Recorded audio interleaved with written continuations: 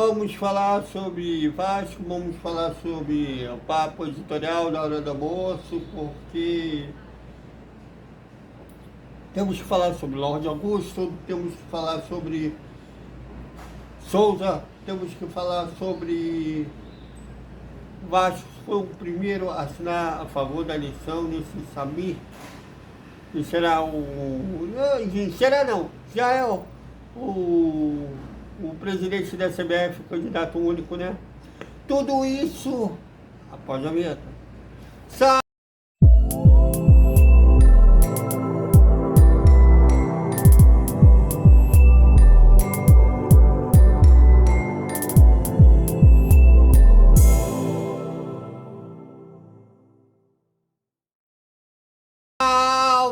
salve galera do Vascão! Bom almoço para todo mundo. E o Vascaíno vai almoçar um misto, né?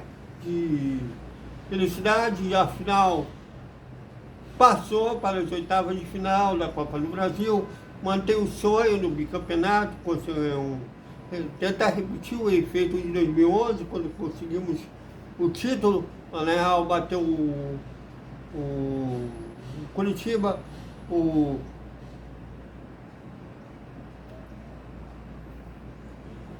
3-2, né? Vencemos o primeiro jogo por 1-0 aqui em São Januário e perdemos lá por 3-2, mas na época valia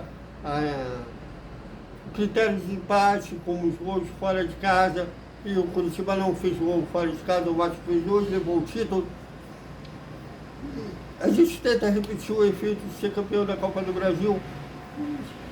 Estamos vivos na luta do bicampeonato. No ano passado chegamos às semifinais e tem muita gente lembrando justamente isso, que o Vasco no ano passado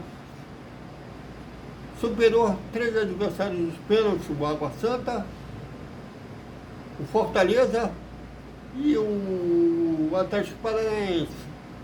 Se vai repetir o efeito desse ano, tomara, né?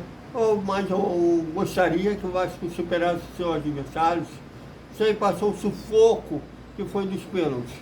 Teve uma hora que o jogo não estava chegando muito bem, né? Porque até o PH perdendo o pênalti, eu achei que era o Alex Teixeira. Eu já estava vendo coisas que o Alex Teixeira nem entrou no jogo. E o último pênalti convertido pelo Operário, que foi com cavadinha, eu cheguei a vibrar, pensando que a bola tinha ido para fora. Para vocês verem que emoções que causam a disputa de pênalti, que dá até miragem na gente. Bom, e temos que falar sobre o Lorde Augusto.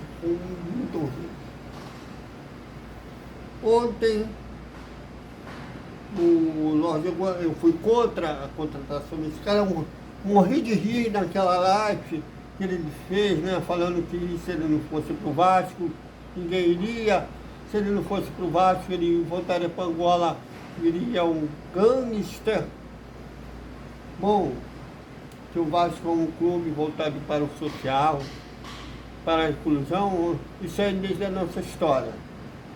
Lutamos contra o racismo, bem antes na sociedade atual, ter essa consciência que o racismo tem que ser erradicado no mundo.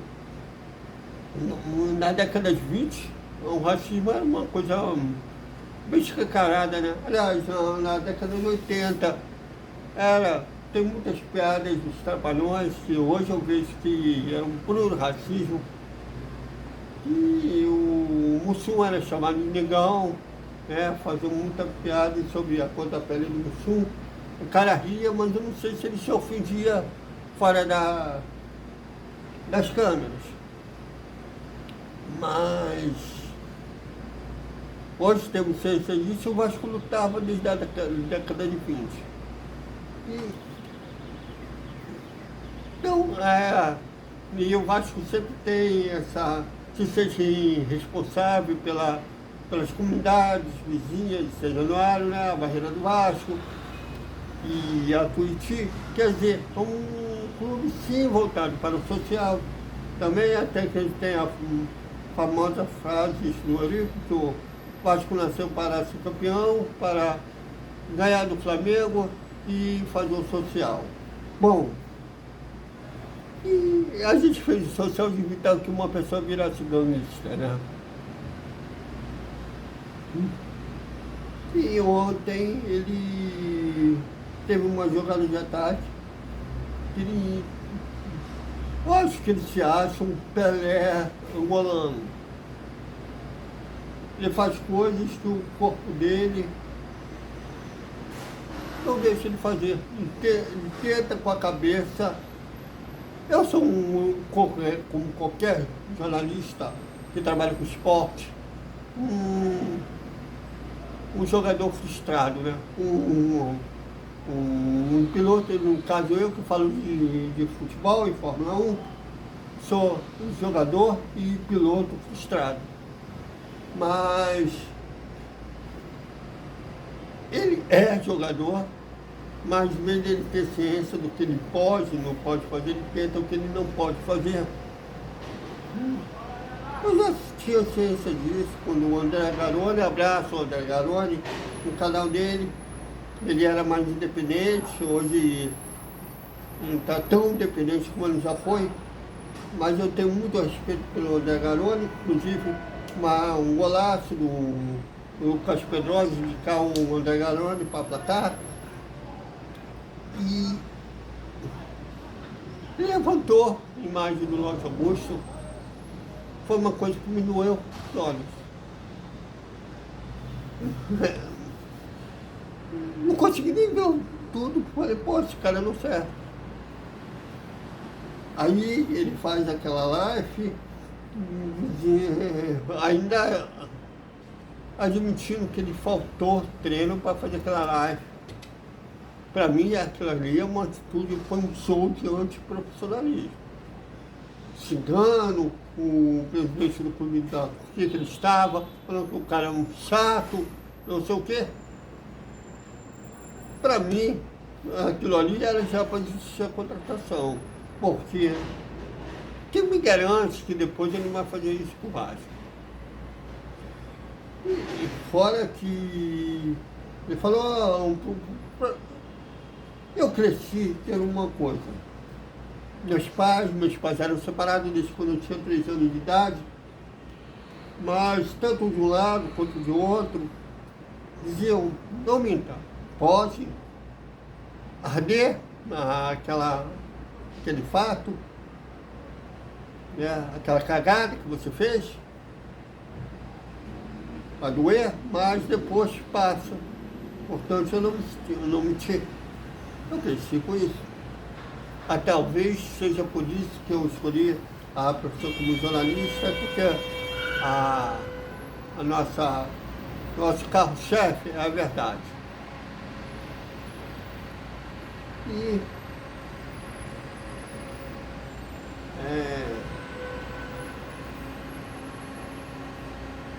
então, um cara que não tinha futebol para jogar no futebol brasileiro. Aliás, eu acho que ele não tem futebol para jogar em nenhum grande centro do futebol. Estou falando, inclusive, do europeu. Aliás, ele não serviu nem para Portugal, que é o segundo escalão, né? Estava na Turquia, que é terceiro, quarto escalão. E até tem partidas, quando ele não tenta enfeitar, ele tem uma atuação razoável, como foi contra o Palmeiras. Nossa torcida é muito carente. Até brinco de vez em quando com aquela música da Mara Maravilha nos anos 90. Né? Não faz mal, eu estou carente, mas eu estou legal. A torcida do Vasco hoje, por falta de títulos, por falta de ídolos, se tornou uma coisa dessa. E quando ele tem uma atuação razoável, vibra. Agora você está vendo, o Pedrinho acertou. E ontem teve um lance que ele tentou fazer, o corpo dele não deixou. Rolou um contra-ataque e rolou um gol do Operário já nos acréscimos. E ele depois ironizou. Fernando Diniz já dá uma chamada nele, ele deixa eu falar fora. Depois ironizou a própria torcida. Para mim era papo de rescisão. Porém, um cara que não foi nos outros clubes que ele atuou, foi sempre a 0800 para o Vasco, gastou, foi o preço de 15 milhões.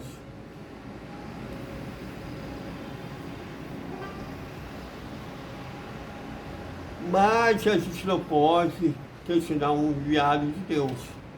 Quem sou eu para questionar um enviado de Deus?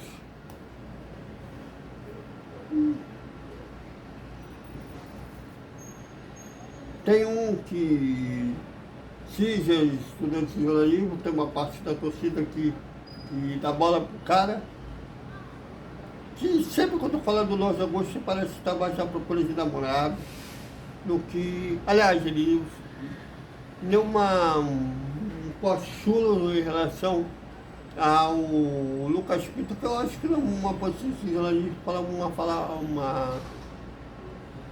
um posicionamento chulo numa rede social.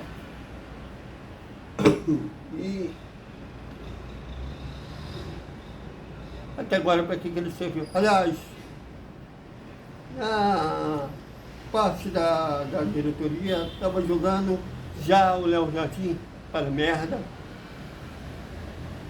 Já estava fritando o Léo Jardim, como fritaram o Medel, como fritaram o Paé, que graças ao Paé o Vasco não foi para a zona. Não estava, disputou o ano passado a Série B.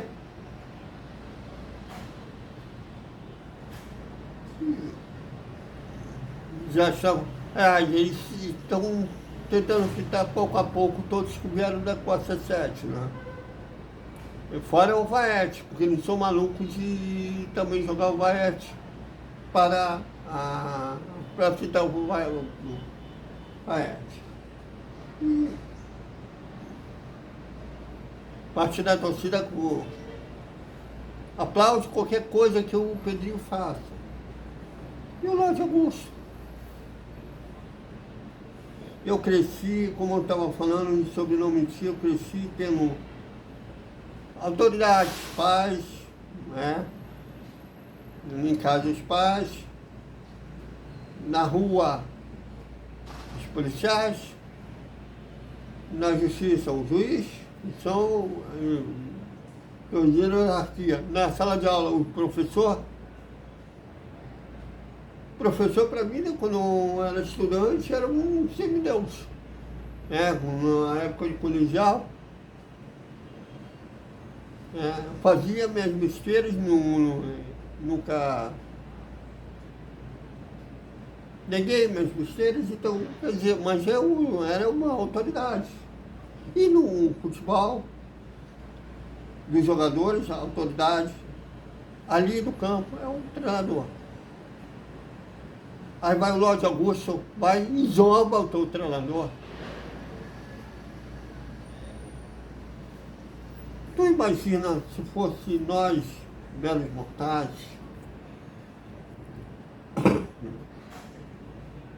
chegar, esnombar teu chefe.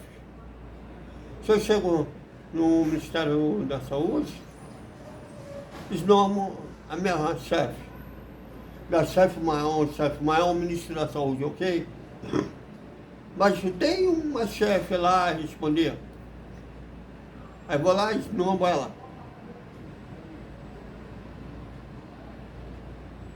Quem tem privado, vai lá, esnomba o teu chefe. Tá demitido, cara.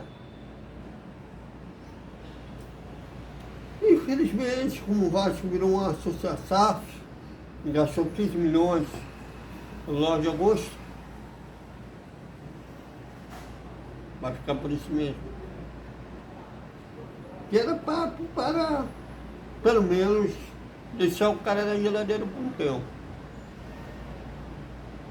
Mas o que vocês acham? Comentam, pode falar do Luiz Augusto, eu peguei um podcast do Souza, que ele fez recentemente, Barba, Carte, coisa assim, esqueci o nome do.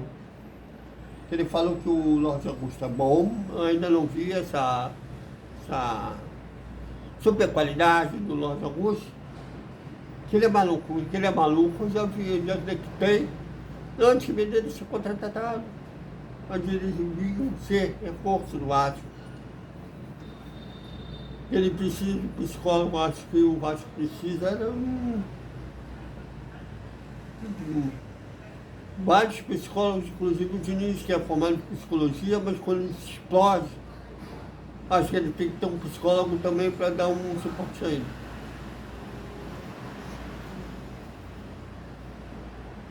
E um cara que tem defendido o Pedrinho nesse podcast, tem atacado muito o mundo. Eu sei que eles têm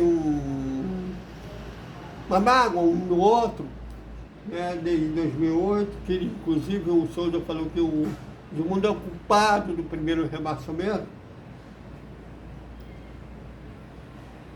E ele tem defendido o Pedrinho. Eu também me defendia com um cara que deixou ficar um bom tempo, ganhando um salário, bom salário. Desculpem, e nada por isso. Eu também faria o que o Souza fez. E se eu tivesse ressentimento com uma pessoa, talvez faria também com o Souza está fazendo, né? Atacando um outro mundo.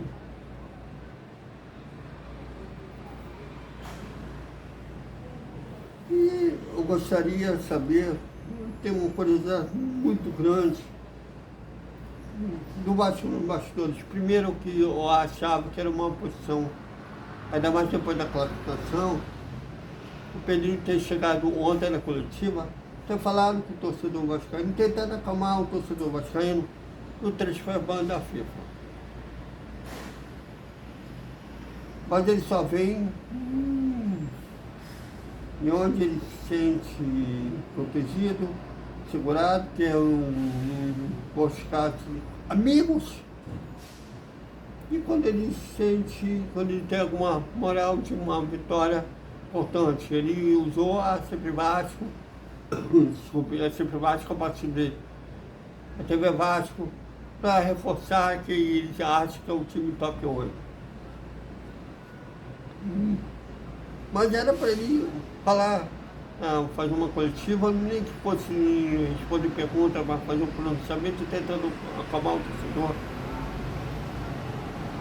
Mas não fez. Ele, acho que nota oficial, não acalma tanto. Mas não fez. E o Vasco foi um dos primeiros a apoiar a eleição desse Salmir. 40 anos de idade, médico, tem uma polêmica dele com um médico, né? O pai dele foi presidente, ainda é presidente da Federação Roraima, né? Já comandando a Federação Roraense com 40 anos. Já tinha elegido o filho dele como sucessor, cara, 40 anos, médico. O que ele fez pelo futebol? Nada. Aliás, o que é, desculpe, o pessoal de Roraima, nada contra Roraima, muito pelo contrário. Uma bela cidade, né? Tem suas importâncias para o país, mas estou falando em termos de futebol. Qual é a relevância de Roraima para o futebol? Qual clube que já foi campeão brasileiro, fez bom papel na Copa do Brasil, já representou o Brasil na Libertadores em Roraima? Nada inexpressiva. E o cara que nem sequer assumiu, chegou a assumir a presidência do estado dele, iria assumir daqui um ano.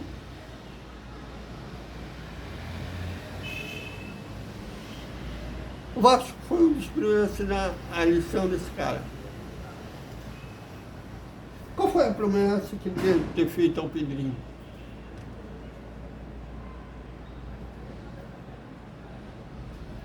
Eu achava que quando aconteceu o que aconteceu com o Geraldo Rodrigues, né, sair da presidência da CBF, era uma oportunidade única dos clubes se unirem e acabar com o atual modelo do futebol brasileiro. E está levando o futebol brasileiro à ruína. À ruína. Não basta o sofrimento que o Brasil está tendo para se classificar para eliminatórios de mundo, tem que se esperar o quê? O Brasil, uma hora, não conseguir se classificar para uma Copa do Mundo para sacar que o mundo mudou e o atual modelo do futebol brasileiro precisa ser revisto. E não entendi a posição do Pedrinho em apoiar a seleção desse cara. Eu acho que ele deveria também, via público, explicar o porquê desse apoio.